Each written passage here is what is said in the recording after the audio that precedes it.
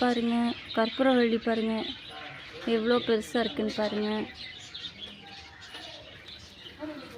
இங்கே பாருங்கள் மல்லிகைப்பூ செடி பாருங்கள், மல்லிகைப்பூ நிறைய முக்கிட்டுருக்கு. அப்புறம் கனகாப்பூ பூத்துருக்கு பாருங்கள்.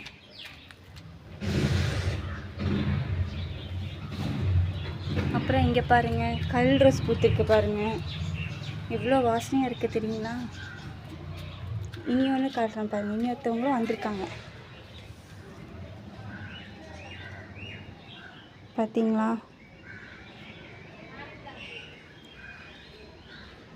நிறைய மொக்கு விட்டுருக்காங்க.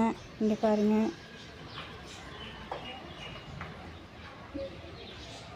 இங்கே ஒன்று, இங்கே ஒன்று, இதில் பாருங்கள் இங்கே இருக்குது.